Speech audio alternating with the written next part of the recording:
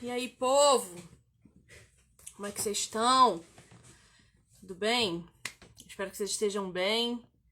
Espero que esteja tudo bem aí com vocês. Nossa terceira live hoje do livro Morte e Vida Severina. E hoje a gente vai falar sobre o poema mais famoso do João Cabral de Melo Neto, que dá nome a essa obra, justamente o Morte e Vida Severina. Eu sempre pronunciei assim, Morte e Vida Severina, mas não é assim que fala. É Morte e Vida Severina, porque a vida é severina e não a morte. Enfim, a gente vai falar sobre isso hoje, mas hoje eu não vou estar sozinha aqui não. Hoje eu vou chamar um amigo para entrar comigo. Vou chamar o Paulo, que eu quero que vocês conheçam ele, um escritor, autor. Deixa eu ver se ele já tá aqui, que eu já vou chamar ele pra entrar.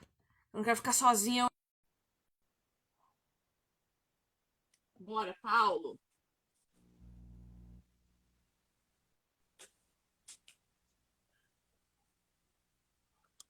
Aí, E aí, querido? tudo bem? Tudo bem. O áudio tá pra mim. Acho que você precisa tirar o...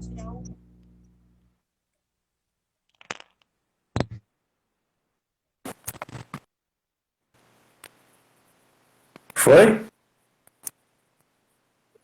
Acho que foi. Melhorou? Melhorou pra mim, mas teu áudio pra mim tá ruim. Ah, o celular que eu tô usando, ele é muito ruim. Eu vou pedir paciência pra todo mundo. Tem Tá outro muito fone? ruim. É muito ruim. Não dá pra te entender muito bem. Eu tava usando esse aqui. Ele tava ruim? Tava cortando? Eu tava me ouvindo de volta. Põe ele de novo.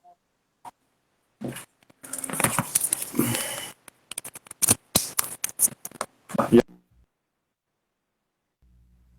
você tá Será? ouvindo? Pra mim tá Tô me ótimo. ouvindo. Tô me ouvindo de volta. E a Daiane tá falando que eu tô muda. Eu tô muda, gente. Porque eu tô me ouvindo de volta, entendeu? Eu tô falando com você e tô me ouvindo tudo. E aí quando você tira o fone fica muito ruim o áudio. Eu não consigo ouvir. Eu vou ter... Fica melhor? Segurando. Isso aqui trema um pouquinho. Eu vou tentar apoiar. Fica melhor?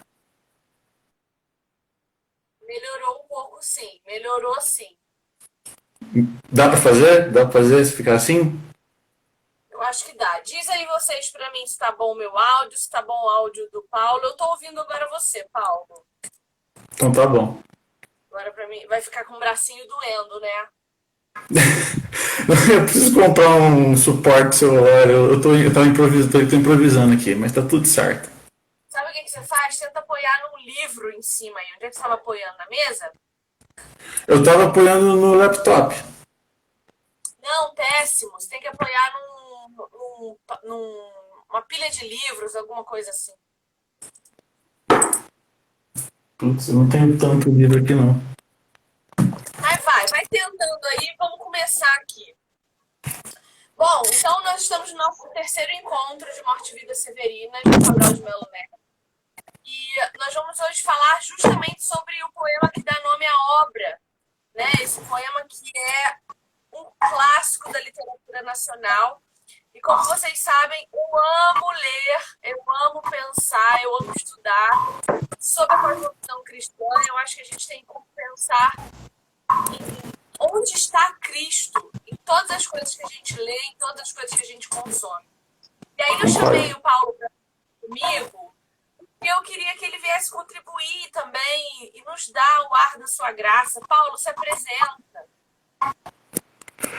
Tá bom, gente. O meu nome é Paulo Pedrão, amigo da Viviane. Eu publiquei um livro pela editora God Books, seja feito à vontade.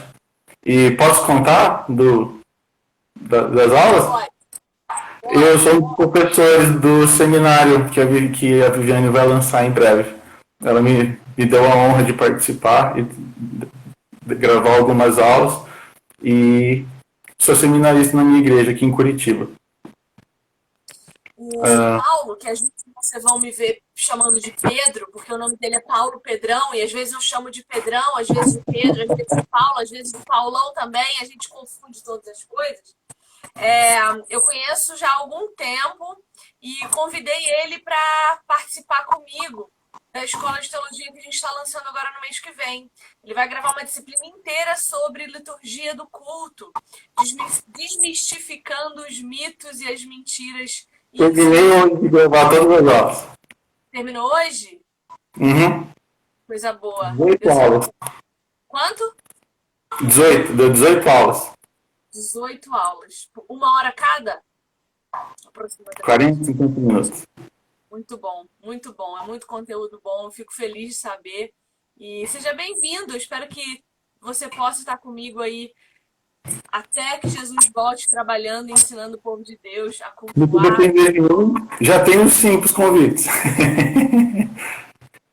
Bom, então vamos lá. Paulo. Bom, a gente começa lendo o Morte e Vida Severina. E eu achei muito interessante que logo no começo ele faz meio que uma genealogia do Severino, né? Ele fala, olha, o meu nome é Severino, mas Severino tem um monte, eu sou o Severino de Maria. Mas Severino de Maria também tem muitos, então eu sou o Severino de Maria do finado Zacarias. Mas esse Zacarias era pai de muita gente. Então pode ser que tenha outro Severino de Maria, filho de Zacarias. E aí ele vai construindo de trás para frente uma genealogia. E conforme ele vai construindo essa genealogia, ele vai dizendo, olha, mas isso ainda diz pouco de mim. Eu sou Severino de Maria, filho de Zacarias, que morava na Sesmaria, mas isso ainda diz pouco de mim. E aí eu fiquei pensando sobre isso, né? Que nós somos muitos severinos, né? Pessoas sem uma identidade cravada. A gente olha para a nossa história pessoal e a gente não vê muita coisa diferente de todo mundo, né? A gente pode até achar que é diferente, mas abandono, todos passamos em algum momento. Rejeição, a gente experimenta também. Então, nós somos todos severinos, vivendo nesse mundo, não pertencendo a ele, não sendo dele, peregrinando aqui. E aí eu pensei em algumas perguntas que eu queria que você pensasse comigo. Primeiro, o que nos define? O que define você? Pô, já foi. Já, já mandou as mais difíceis. Eu estava pensando nisso também. E eu achei muito interessante. Eu fiz algumas anotações, mas eu não tinha isso que você falou, dessa identidade invertida. Só queria fazer essa menção, eu achei muito interessante isso. Tem também essa questão, já respondendo a pergunta, quando a gente vê o poema, ele está sempre atrelando a identidade dele a outras pessoas.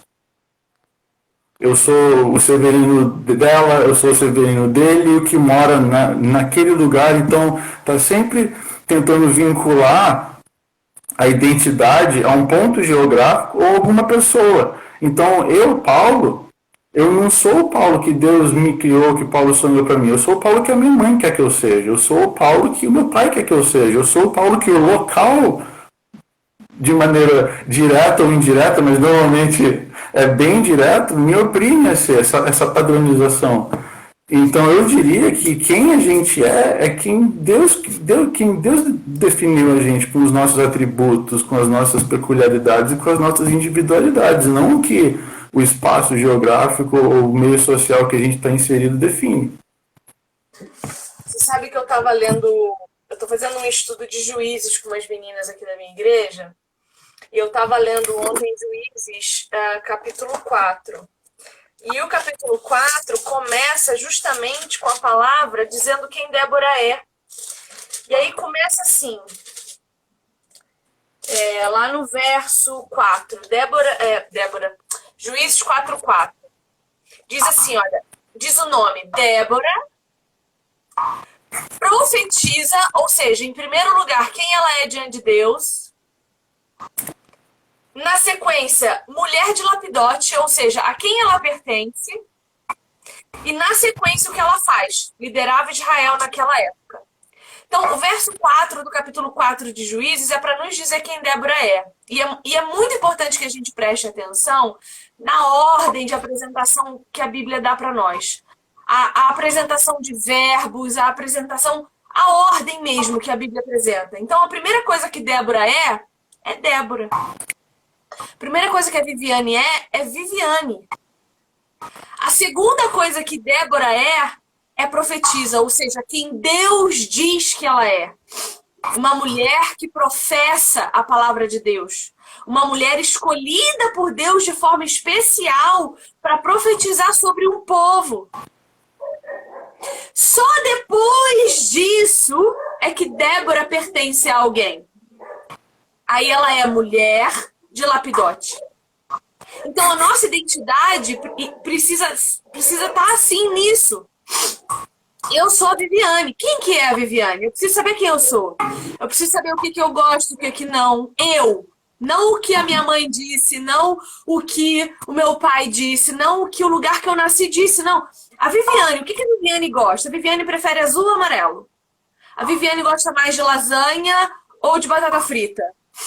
A Viviane gosta mais de cinema ou ela gosta mais de ler? O que a Viviane gosta? Depois disso, o que é a Viviane diante de Deus? Eu sou cristã. Eu sou filha amada. Eu sou remida pelo sangue do meu Salvador. Eu sou amada por Deus. Eu sou família do Senhor. Eu sou cristã. A partir disso, de quem a Viviane é aqui nesse mundo? Depois de eu saber que eu sou de Deus, de quem eu sou aqui? Eu sou do meu marido. E depois disso é que eu vou pensar, a Viviane é professora de teologia. Ok. A última coisa que a Viviane é professora de teologia. Não é a primeira. Não é a minha profissão que define quem eu sou. Sou eu que defino quem eu sou. É Deus que define quem eu sou. É o meu marido a quem eu pertenço que define qual é a maneira como eu devo viver. Isso que você está falando me lembra a parábola do filho pródigo. Por quê? Porque os dois filhos não sabiam quem eles eram. O filho pródigo, depois que ele volta, ele fica tão constrangido que ele fala, não, me trate como um dos seus servos. Ele não se identificava mais como filho. E o filho que estava lá também não se identificava como filho. Ele falava, eu tenho trabalhado que nem um escravo aqui e nunca teve um banquete para mim. Ele se achava um escravo. Então, eles estavam se definindo não por quem eles eram, pelos que eles faziam. Aí, de um a culpa, e do outro nem achava que era filho, porque ele trabalhava tanto que se via como escravo. Isso é muito grave, porque quando a gente se enxerga pelo que a gente faz, a gente entra num lugar muito perigoso que dá margem para duas circunstâncias. Ou eu viro uma vítima que nunca sou suficiente para nada, ou eu viro uma soberba arrogante que acho que sou boa demais para todas as coisas. Então, quando eu me identifico por aquilo que eu faço, ou nunca vai estar nada bom, ou vai estar tudo tão bom que ninguém chega à minha altura. E no fim das contas, você nunca experimenta a liberdade da cruz, porque a salvação não vem pelas obras. A gente faz as obras em resposta ao amor de Jesus, e não para a gente ser amado. Isso é muito triste. E aí entra na anotação que eu acabei fazendo desse ponto, que a gente está desenvolvendo um cristianismo severino. A gente se define pelos nossos pecados de estimação. Vira tipo uma reunião de alcoólatras anônimos. Oi, eu sou o Paulo, eu sou viciado em pornografia. Oi, eu sou o Paulo, eu bato na minha esposa. E vai fazendo uma lista. Em vez de fazer uma lista das bênçãos de Deus e do que a gente tem vivido com Deus, faz uma lista severina. E aí você reduz, a Bíblia é tão grande, a Bíblia é tão rica, a caminhada com Deus é tão rica, e aí você reduz, aí vira o Salomão de Eclesiastes. Para que eu vou trabalhar se o sol vem pro ímpio e pro filho de Deus? Não, tudo é vaidade, cara. Então, a gente tem que tomar esse cuidado. Você fez esses dois extremos para tentar se aproximar do Salomão de Provérbios, não do Eclesiastes, do Salomão de Eclesiastes. Para que eu vou fazer as coisas então, essa vida severina aí? É complexo e a gente precisa prestar mesmo atenção se a gente não está tendo um cristianismo severino. Eu amei essa definição que você deu. Por quê? Porque se eu sou uma cristã severina, que acho que me defino por aquilo que faço, eu sou uma eterna ingrata. Ou ingrata a Deus, porque Ele nunca me dá aquilo que eu acho que mereço, ou ingrata com os meus irmãos, porque eles nunca são bons o suficiente como eu acho que eles deveriam ser. Então, se eu desenvolvo em mim esse processo de ingratidão profunda, esse cristianismo severino, eu nunca mais consigo me relacionar nem com Deus, nem com os homens de forma honesta, de forma sincera. E aí, pegando esse gancho, em vez da gente exercer uma comunhão, que Paulo vai escrever lá no capítulo 4 da sua carta aos Efésios, dos benefícios e importância da comunhão, vai ter aquela mulher que ele encontra lá no meio, que ela usa a morte como um meio de se dar bem na vida, usa a morte como elemento.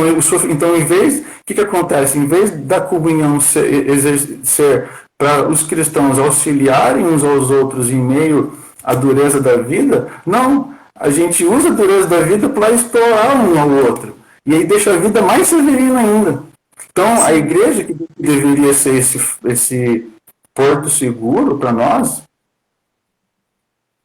vira o... E aí eu venho para minha segunda pergunta, né? A primeira foi, a gente já vai chegar para falar dessa mulher que explora a morte como fonte aí de renda financeira. Então, a primeira pergunta que eu fiz foi, o que define você, né? É o que você faz? É de onde você veio? É o que define você, né?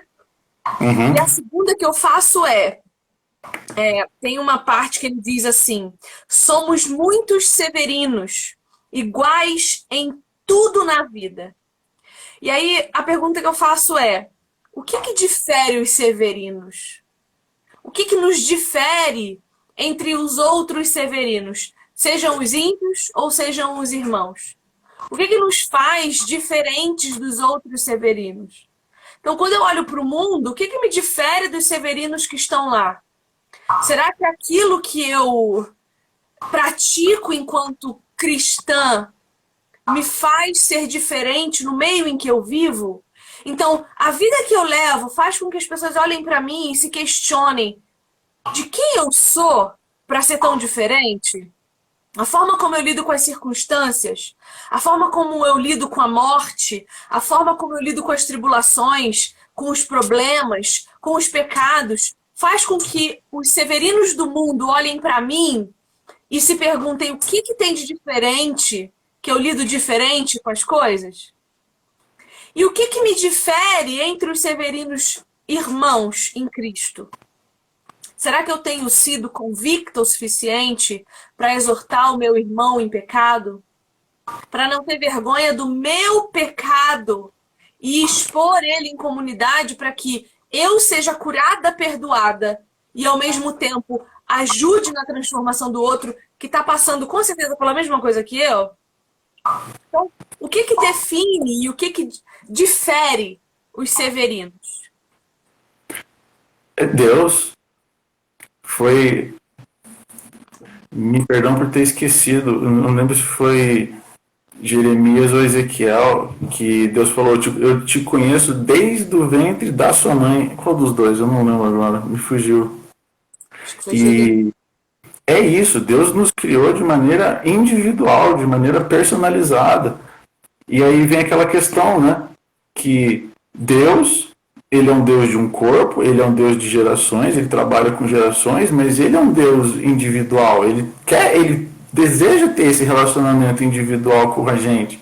Aí vou a pergunta também, o que é a unidade? Paulo vai escrever uma só fé, um só batismo, um só Deus, um só Senhor. É unidade ou é uniformidade? Que entra a questão que você falou ali, da questão de se eu tenho liberdade ou não para exortar e ensinar os meus irmãos. Se a ideia é unidade, ou seja, pessoas diferentes, que pensam diferentes e veem o mundo e a vida de maneiras distintas, trabalhando por um mesmo propósito, beleza. Mas se for uniformidade, que é algo de fora para dentro, algo padronizado, então o cristão tem que falar desse jeito, se vestir desse jeito, aí você cria um ambiente intocável, você não pode questionar, você não pode ter as suas individualidades, você não pode explorar as suas individualidades. Não, todo mundo fala do mesmo jeito. E isso é muito triste, porque se Deus criou a gente de maneira diferente, e só nós podemos impactar determinadas pessoas, porque só nós estamos inseridos em determinados meios sociais, cara, você definir todos de uma maneira igual, tudo é o mesmo corpo, então todo mundo é igual, isso, cara, isso é muito triste. Silencia o outro, anula o outro, né? Identidade anulada. O Severino ali, todos eles não têm identidade. São todos, que nem diz o teu, são todos cabeçudos, barrigudos, de perna fina, só esperando a morte. A morte só tá fazendo, só ligou o cronômetro ali. E isso é muito triste. Reflete, às vezes, até a maneira com que a gente vive a vida. Sim. O texto de Paulo em Filipenses 2 vai falar assim, ó. Se por estarmos em Cristo nós temos alguma motivação, alguma exortação de amor, alguma comunhão no Espírito, alguma profunda afeição e compaixão, completem a minha alegria, tendo o mesmo modo de pensar, o mesmo amor, um só Espírito e uma só atitude. Então ele fala assim, olha, vamos ter em unidade, em uniformidade, o mesmo modo de pensar, o mesmo amor e um só espírito e uma só atitude. Aí lá no verso 5, ele vai dizer que atitude é essa, a única que deve ser uniforme. Ele fala assim, seja a atitude de vocês a mesma de Cristo Jesus. Essa é a única uniformidade. Nessa mesma carta, antes que eu pense, mas peraí, o Paulo, vocês estão falando sobre individualidades, mas a Viviane leu a mesma forma de pensar, mas vai ler em Filipenses lá, ele dá 8 tipos de pensamento que a gente tem que cultivar, está lá no capítulo 4, tudo que traz louvor, tudo que edifica, tudo que traz paz, tudo que tem honra. Tudo que for nobre, tudo que for correto, tudo que for puro, tudo que for amável, tudo que for de boa fama, se houver algo de excelente ou digno de louvor, pensem nessas coisas. Essa é a uniformidade. Então, dentro dos limites, aí a gente explora as nossas diferenças, as nossas individualidades. Exatamente. Exatamente. E isso é muito importante que se fale, porque eu tenho a impressão de que as igrejas estão querendo que nós sejamos todos como robôs automáticos que só manifestam as mesmas expressões. E isso não vai acontecer. Então, aqueles que são diferentes acabam sendo silenciados e mortos. E aí, o que as igrejas estão virando? Essa mulher que vive da morte do outro. Mas a gente só vai chegar lá, calma. A atitude de Cristo que deve estar em nós e ser uniforme. Filipenses 2, 6. Cristo, embora sendo Deus, não considerou que o ser igual a Deus era algo a que devia pegar-se, mas esvaziou-se de si mesmo, vindo a ser servo, tornando-se semelhante aos homens. E sendo encontrado em forma humana, humilhou-se a si mesmo e foi obediente até a morte de cruz. Essa é a atitude que Deus quer de nós uniformemente. Que a gente entenda que a gente não é Deus, primeira coisa. E se a gente não é Deus, a gente não tem que se esvaziar de Deus. A gente tem que se esvaziar de quem a gente é para que Deus nos enche. Isso. A gente tem que se esvaziar do nosso ego, soberba, arrogância, da nossa altivez, da nossa língua ferina, do nosso orgulho, para que o Espírito Santo nos encha de quem Ele é. Como que a gente faz isso? Filipenses 4. Tudo que for verdadeiro, nobre, correto, puro, amável, de boa fama, que seja digno do nosso pensamento, do nosso louvor. E é importante que isso esteja alinhado, porque precisa partir de alguém, precisa começar em alguém. Alguma pergunta futura sua é sobre o aspecto da perseverança? Porque esse mesmo capítulo fala sobre isso.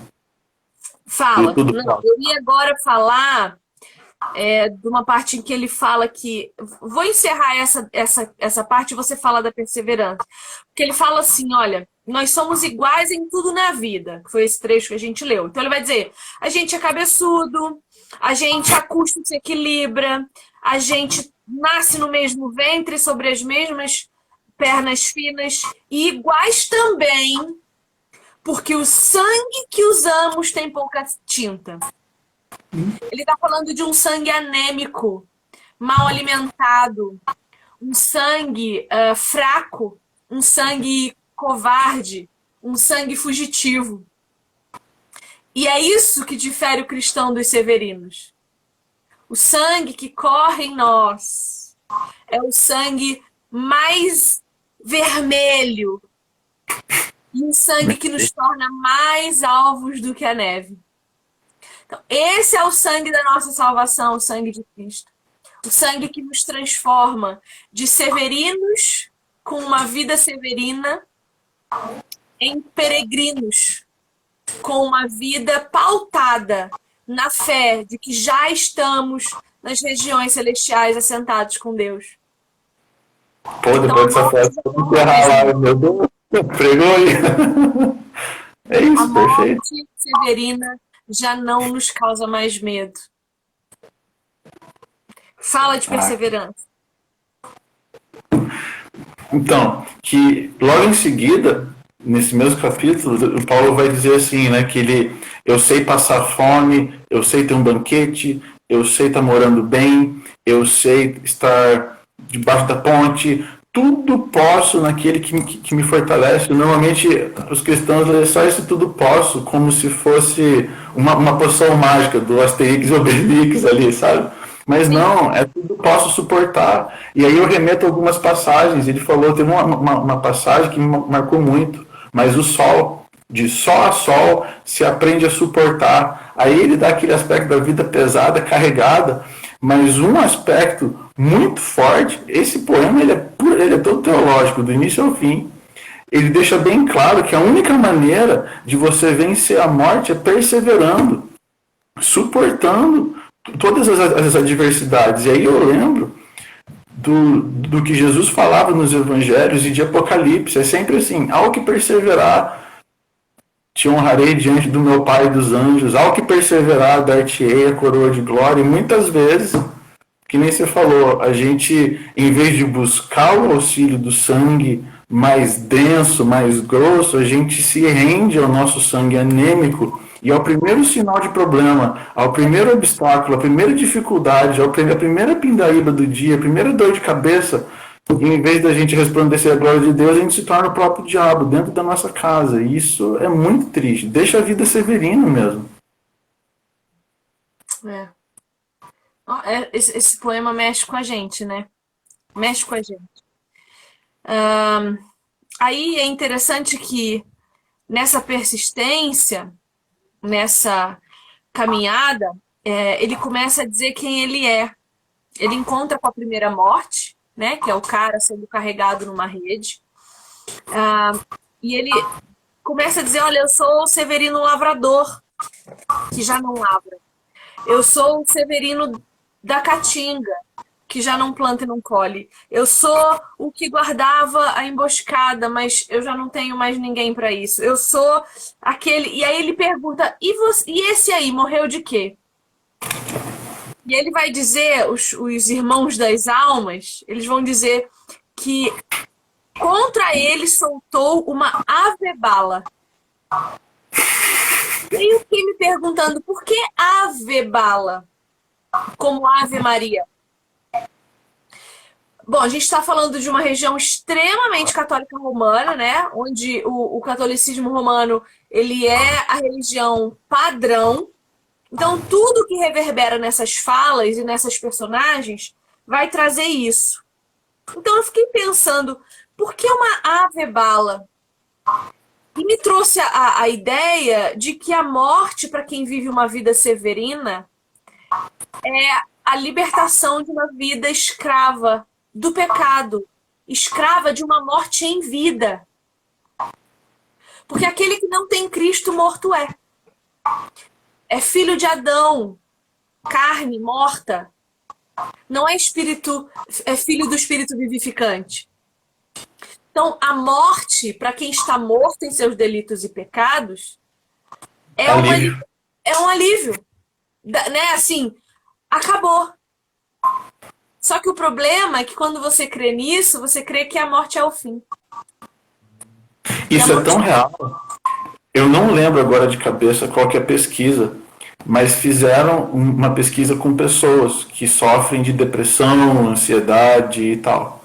E o que eles descobriram foi que 70% preferia não fazer tratamento e experimentar a cura, porque vai que eu tenho uma recaída e eu volto ao estágio anterior. Então é melhor eu nem fazer tratamento. É isso aí que você falou. Essa pesquisa só confirmou isso que você falou. A pessoa que está na morte, a morte é um alívio. Então é melhor eu ficar desse jeito, porque vai que eu volto, eu não quero experimentar a cura, eu não quero sair dessa vida caso aconteça outro problema. Então a pessoa se rende, É. E o cristão, quando pensa na morte, ele pensa num outro tipo de liberdade. Uma liberdade não para o fim, mas para o começo. Para a nova vida. Livre das mazelas que a gente precisa enfrentar aqui. Paulo vai dizer isso, né? Ele vai dizer assim, eu tô lendo Filipenses, por isso que eu tô remoendo essa carta, né? Ele vai dizer assim, olha, no capítulo 1, verso 23, eu tô pressionado dos dois lados. Eu desejo partir e estar com Cristo, porque eu sei que isso é muito melhor. Mas, ao mesmo tempo, é mais necessário por causa de vocês que eu permaneça aqui. Porque Paulo sabe que os seus ensinos e que aquilo que ele carrega é importante para aqueles que ainda estão chegando no Evangelho ou que ainda não foram alcançados pelo Evangelho. E isso a gente precisa ter consciência. O Senhor só nos mantém aqui, agora, porque é importante para os que estão perdidos ou para os que acabaram de chegar, os nossos ensinos. Aquilo que a gente já experimentou e pode ensinar para quem ainda não chegou nesse lugar. Que as mulheres mais velhas ensinem as mais novas a amar os seus maridos e a cuidar dos seus filhos. Quem que está ensinando isso para as mulheres hoje? Não, hoje é girl power, sexo livre, liberdade, minha bunda, minhas regras, minha vagina, minhas regras. Quem que está ensinando para as mulheres mais jovens a amar os seus maridos, a cuidar dos filhos, a dar educação cristã? Não tem ninguém fazendo isso. Quem está ensinando os pastores que não se pode fazer doutrina com base em experiência de vida, que não pode proibir o que a Bíblia não proíbe? Isso tudo que você falou responde a pergunta: por que ou para que adorar a Deus se está tudo dando errado?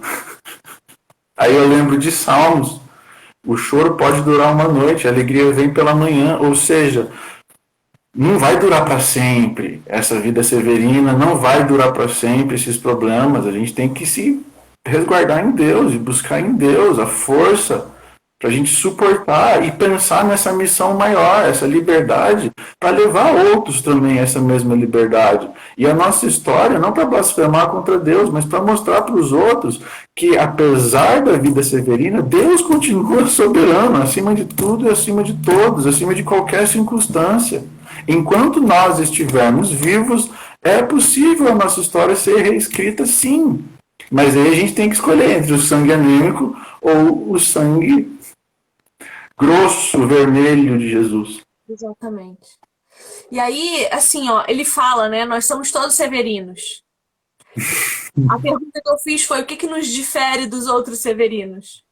É porque enquanto esses severinos aqui, os severinos da morte, andam em terra seca, os severinos da vida andam em pastos verdejantes. É o destino que difere, então. É a forma como a gente caminha até lá também. Ou seja, pegando como você abriu a live, a nossa morte pode sim ser severina. Vai deixar um legado ou não? Vai ser um alívio. A nossa morte pode ser um alívio para quem estava ao nosso redor, tipo, ai, graças a Deus, não aguentava mais dar com essa pessoa. Ou pode deixar saudade, pode deixar um exemplo, pode deixar um legado para aqueles que estavam ao nosso redor. No primeiro encontro, a gente leu o poema O Rio. Não, mentira. Eu tô falando de outra leitura agora. A última leitura que a gente fez aqui, antes dessa, foi a do Machado de Assis, Quincas Borba. E aí, na última live de Quincas Borba, uma personagem morre.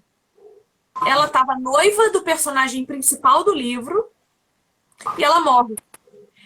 E o capítulo da morte dela tem meia dúzia de linhas. E aí eu perguntei assim na live: é só isso que vale a sua morte? 6 linhas. A sua lápide vai estar escrito o quê? Aqui jaz uma mulher que temeu ao Senhor e a sua vida foi para a glória dele. A sua lápide vai estar dizendo isso. Aqui jaz Paulo, o servo de Deus. Aqui jaz aquele a quem nós queremos imitar para sermos como ele, imitadores de Cristo. É isso que vai poder estar na nossa lápide. Porque a lápide vai ser feita um dia, inevitavelmente. A menos que Jesus chegue antes. Oremos.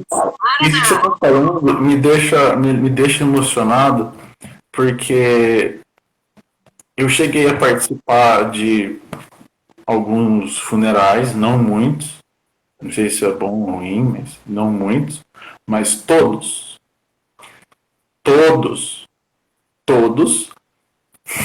para as pessoas perto de mim foi um alívio. E parece que as pessoas vivem a vida e não ficam preocupadas com isso. Vivem, deixa a vida me levar, a vida leva eu, dane-se, é do meu jeito. E a gente não pensa nisso. O que a gente está deixando para as outras pessoas? Ou quando elas olham para nós, o que elas estão vendo? Aí quando eu lembro de Nietzsche, né, quando ele escreveu Deus está morto, eu não vejo, minha interpretação aqui agora, eu não vejo que ele estava tentando contra Deus, ele estava olhando para os cristãos falando, não existe Deus, porque é a vida que vocês levam. Quem matou Deus somos nós, né?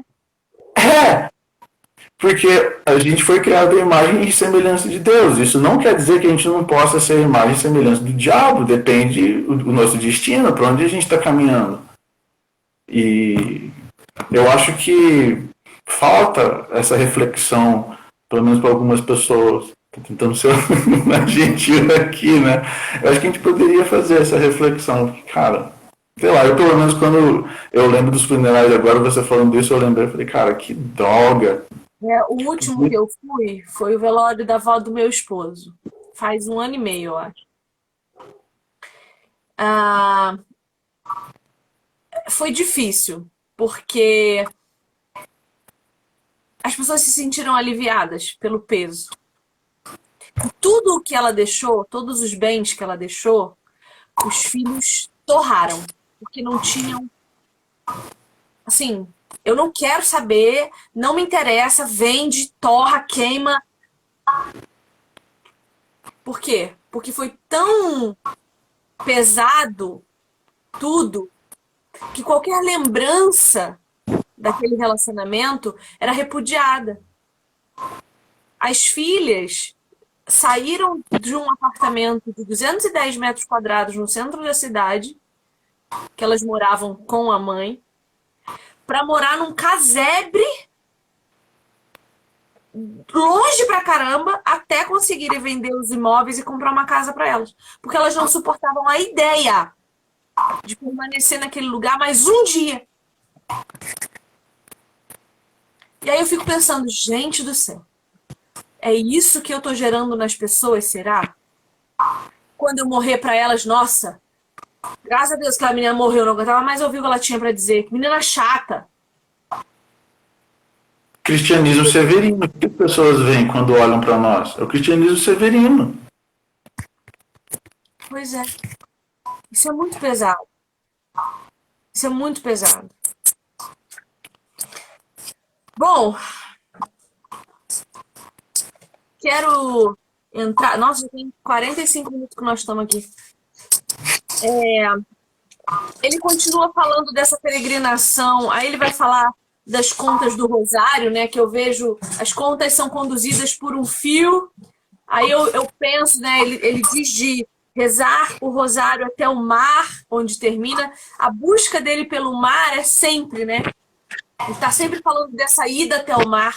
O primeiro poema desse livro chama O Rio, e ele quer seguir o rio até desaguar no mar. Mas ele nunca chega nesse mar, ele nunca chega nesse lugar almejado, ele nunca chega nesse oásis que ele tanto busca, ele só peregrina. E aí as próximas personagens que ele vai encontrando de morte tem o nome dele. É o finado Severino, o próximo, ele vai falar, né? E ele vai dizer: desde que estou retirando, só a morte vejo ativa, só a morte deparei, e às vezes até festiva. Só a morte tem encontrado quem pensava encontrar a vida. E o pouco que não foi morte foi de vida severina. Aquela vida que é menos vivida que defendida e é ainda mais severina para o homem que retira. Ele vai dizendo: olha, eu só encontro morte. Aquele que está procurando vida só encontra morte.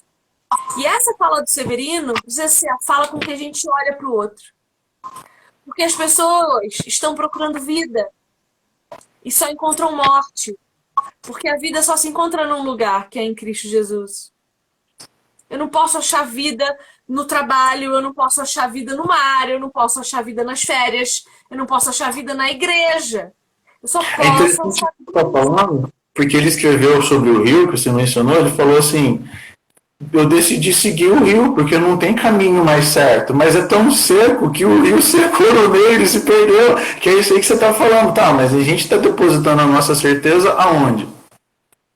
É isso aí que você está falando. Aonde está a nossa fé?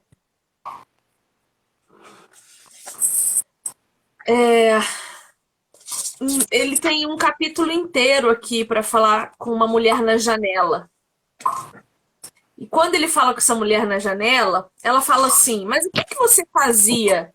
Né? Ele diz: eu estou procurando trabalho. E ela pergunta: o que fazia o compadre na sua terra de lá? E ele começa a dizer tudo o que ele fazia. Ele plantava, ele colhia, ele arava. E aí ela fala: olha, mas aqui não tem isso para fazer. Mas aqui não dá para fazer isso. Você vai plantar, não vai colher. E isso me lembrou Gênesis 3,19, que vai falar... Eu tinha aberto aqui, fechei. Vai falar do suor. Ó, Gênesis 3,19. No suor do teu rosto comerá o teu pão, até que te tornes a terra, porque dela foste tomado. Porquanto és pó, e em pó te tornarás. Severino está mostrando para nós que a vida severina é a maldição de Deus sobre todos aqueles que caíram, sobre todos aqueles que estão em queda. E essa vida severina de queda, de pó, de suor, de trabalho árduo para sobreviver, só vai acabar na eternidade, quando não houver mais pranto, mais dor, mais tristeza. E o Senhor proverá para nós como provia, de forma miraculosa, no jardim que estava no Éden, né? E ele fala assim: olha, você deseja mesmo saber o que eu fazia por lá? Comer quando havia o quê? E havendo ou não, trabalhar. É uma vida de sobrevivência, não é uma vida de experimentação. É seca. Uma vida muito seca. Muito, muito, muito seca. E essa mulher começa a dizer para ele: olha, deixa eu te falar, aqui tem uma profissão que não tem acolá. Aqui a gente reza. Ela fala: vou te explicar rapidamente, logo compreenderá. Como aqui a morte é tanta, vivo de morte a ajudar. E ainda se me permite que lhe volte a perguntar: é aqui uma profissão, trabalho tão singular? É sim uma profissão, e a melhor de quantas há. Sou de toda a região rezadora titular. Então ela tem a fé como uma profissão. E aí ela continua: e ainda se me permite mais outra vez indagar, é boa essa profissão em que a comadre ora está? De um raio de muitas léguas vem gente aqui me chamar. A verdade é que não pude queixar-me ainda de azar.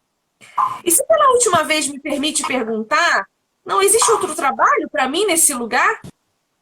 Como aqui a morte é tanta, só é possível trabalhar nessas profissões que fazem, da morte, ofício ou bazar.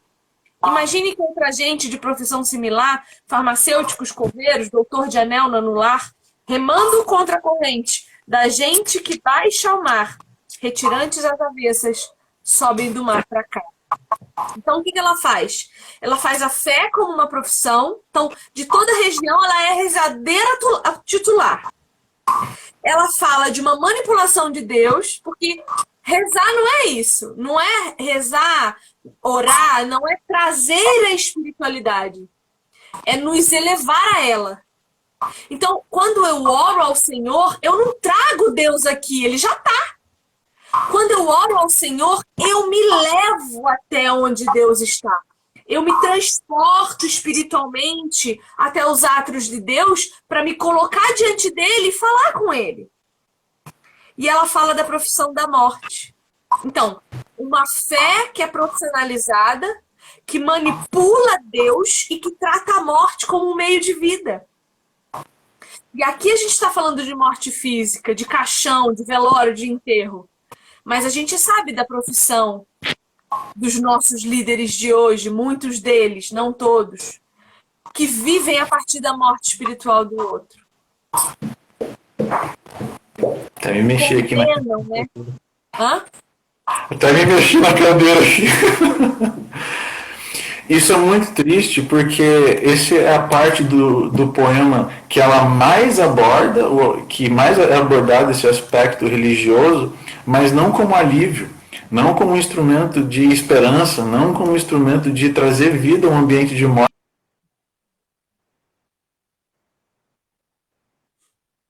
Então, o que deveria ser uma família para você pertencer, passa a ser um lugar que não. Aqui você vai assinar o seu atestado de óbito. Ponto. Aí vem aquela oração manipuladora, não é o entendimento de que a morte de Jesus rasgou o véu e agora nós, criaturas, nós, filhos por adoção, podemos ir até o Pai. Não, a gente vai lá para exigir as coisas, para falar como se a gente estivesse falando com o nosso irmão, como se estivesse falando com qualquer pessoa. Não há reverência, né? Eu acho que quando a gente fala em temor a Deus, a gente está falando de duas coisas. De medo mesmo. É para ter medo de Deus, sim, viu? Porque Deus é santo. E diante do santo a gente tem que tremer. Mas também de reverência. A gente não tem mais reverência. A gente não tem mais respeito pela presença de Deus. E a presença de Deus, ela está onipresentemente. Eu preciso que a minha vida seja reverente. Eu preciso entender de forma real mesmo que o Espírito Santo, ele está aqui, experimentando as minhas emoções comigo, experimentando os meus pecados. Veja, não participando. Mas ele está aqui, ele sabe, ele não se esconde quando eu vou pecar. Ele continua aqui. Quando eu fecho a porta do meu quarto para consumir pornografia escondido, o Espírito Santo não fica na sala esperando eu voltar. Ele vai comigo. Ele vê. Ele não participa, mas ele está lá. Eu acho então, que eu acho que essa convicção se perdeu nesse cristianismo severino. Eu estava conversando com uma pessoa recentemente, a gente estava conversando com uma pessoa sobre o curso, né, que eu faço paralelo, Antigo e Novo Testamento, e essa pessoa soltou um comentário que eu achei muito bom. Você tem lá no Antigo Testamento, só o sacerdote poderia entrar no Santo dos Santos, e deixar claro o texto bíblico que ele entrava com uma corda amarrada no pé e um sininho, porque se ele tivesse em pecado, ele ia morrer ali mesmo. Lembra? O sacerdote tinha que puxar, se o sacerdote morresse lá no Santo dos Santos. E aí ela falou, o problema no Novo Testamento é que Deus tirou o sininho, senão muita pessoa ia ficar esperta. É isso que você está falando. Você está me olhando com uma cara esquisita, você não lembra dessa passagem? Não. Não, sim, mas eu entendi. Se Deus tirasse o sino que avisa. Não, ele tirou. A gente não vai precisando do santo com uma corda amarrada no nosso tornozelo e um sininho para alertar os outros que a gente morreu. Mas se a gente precisasse fazer isso, se Jesus aparecesse hoje, eu vou instituir isso aqui de volta. E aí, qual seria a nossa reação? Será que a primeira oração seria de perdão pelos pecados? Não. Não, vamos fazer uma oração aqui. Eu ainda tenho temor, eu entendo, eu tenho entendimento do que Jesus fez por mim. A gente não Isso tem escolha diante de Deus em pecado, né? não tem como. Aí, ok, glória a Deus por tudo que Jesus fez, mas a mudança de algumas coisas que eu estava tendo nessa conversa, ter tirado do sininho, faz a gente pensar, não, se tivesse, eu já presenciei isso muito, acho que todos nós aqui já presenciamos isso como cristão. Não, se Deus tivesse incomodado com o que eu fiz, se fosse pecado mesmo, alguma coisa teria acontecido. E aí esquece que Jesus vai estar com o livro aberto quando ele voltar. E a gente vai prestar conta de todas as nossas palavras, de todas as nossas ações. Então, tem coisa que a gente faz que tem consequência imediata, beleza. Mas tem muita coisa que a consequência vai ser só lá, com Jesus com o livro aberto, e ele não vai ter para onde esconder. E aí? Eu, de maneira pessoal, para me colocar pressão, eu de maneira pessoal, a Edna sabe, eu rio com ela, a Edna, minha esposa, eu falo que a volta de Jesus vai ser o dia do telão, não vai ter pra onde esconder. Aí eu fico pensando, o que eu quero que apareça no telão, o que eu quero que apareça no telão, e isso, que nem você falou, me traz a consciência que Deus é onipresente, ele tá aqui vendo tudo. Aí eu penso, o que eu quero no telão? Eu já me boto na linha, não preciso levar puxão de orelha, eu já me coloco nesse puxão de orelha já. Essa é a nossa responsabilidade. Essa é a nossa responsabilidade. Porque o nosso único lugar é o pó. A gente só volta pro pó. E aí, eu vou começar a encerrar o nosso papo, senão a gente vai muito mais longe que 1 hora. E assim, agora todo o texto gira em torno dessa morte, né? Fala de morte pra caramba, até falar de nascimento. Mas tudo que ele fala de morte, e eu acho que esse tema é importante, ele fala assim, ó, tem uma parte, antes dele começar a falar... eu não vou saber identificar onde tá, não. Tá na página 111 aí de quem tem o livro. Ele tá vendo uma pessoa ser enterrada, ele fala assim, se abre o chão e te fecha, dando-te agora cama e coberta. Se abre o chão e te envolve, como mulher com quem se dorme. O fim de todos nós é esse aqui. O chão que se fecha sobre a nossa cabeça. O chão que nos acolhe, nos leva para o único lugar que a gente tem para ir nessa carne. Mas e depois? Depois que a terra fecha, para onde a gente vai? Ou qual é o impacto nas pessoas que estão enterrando a gente? Difícil pensar nisso, né? Não é das reflexões mais gostosas, mas eu acho que boa parte dos problemas que a gente vê na comunidade cristã, eu não vou dizer que seriam resolvidos, mas talvez a conversa seria amadurecida, a moral seria elevada se a gente fizesse essas perguntas difíceis. Que nem você falou, quem que está ensinando essas mulheres, quem está ensinando esses líderes? Eu acho que esse cristianismo customizado, a gente só faz reflexões de versículos de promessa, que Jesus morreu, que nos ama. Tá, mas e a questão de responsabilidade? E o que as pessoas estão vendo em nós? O IBGE fala lá, está lá no IBGE, o último censo, todos os cristãos, somando os católicos, dá mais de 80%. Mas onde que a gente vê o reflexo desses números? Se a gente é conhecido por criminalidade, corrupção, funk, E olha os que índices de divórcio. o Brasil é considerada a nação mais evangélica do mundo.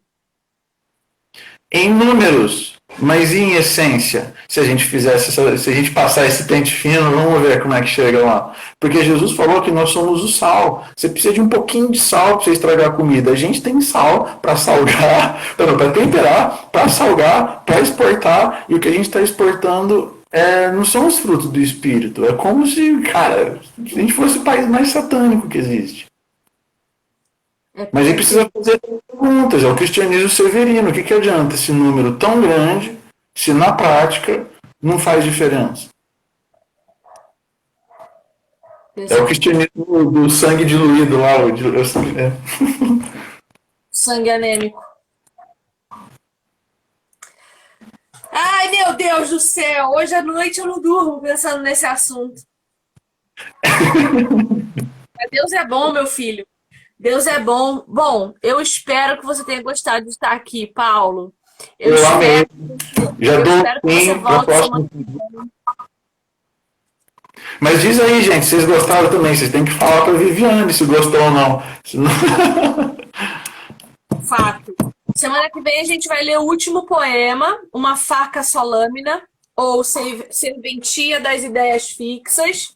O último poema do livro, João Cabral de Melo Neto, Morte e Vida Severina. Tava falando que a gente pronunciava, eu falava o nome desse livro, Morte e Vida Severina. Eu achava isso até você falar, tá? Eu achava até hoje. Mas o que é Severina é a vida, não é a morte. Então é morte e vida severina. Então que a gente possa sair do cristianismo severino, entrar no cristianismo de Cristo, viver para Ele, por meio dele, né? Através da vida dele, que é a vida que agora há em nós. E seja bem-vindo aqui, Paulo, Pedrão, Pedro, Paulão, e Pedro.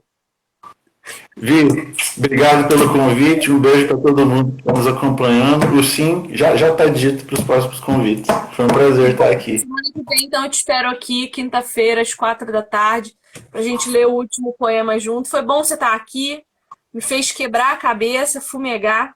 Eu espero que você que está aí do outro lado também tenha fervido o neurônio igual eu aqui. Não são assuntos fáceis de falar de morte, falar de dificuldades, né? Nunca é fácil, mas a gente precisa se identificar e pensar sobre isso. Que o Senhor tem misericórdia de nós. Obrigada pela tua audiência. Antes de você encerrar, antes de alguém, se alguém ficar curioso sobre o que a Bíblia fala sobre esse efeito pós-morte, Hebreus 11, que é o hall da fé. Lê lá o capítulo 11 de Hebreus, quem está nos acompanhando. Pela fé, está lá. Esse é para quem acha que a morte não tem efeito na caminhada cristã, Hebreus 11 é um soco no estômago. Lembrei agora. E aí, fica aí na expectativa da primeira quinzena de agosto, o lançamento do nosso curso de teologia, nossa escola de teologia, que é justamente para nos ensinar a sair do cristianismo severino, do Deus alegórico, fantasioso que a gente cria, inventa e depois se perde no meio do caminho. Que Deus nos ajude. Até lá. Amém. Beijo.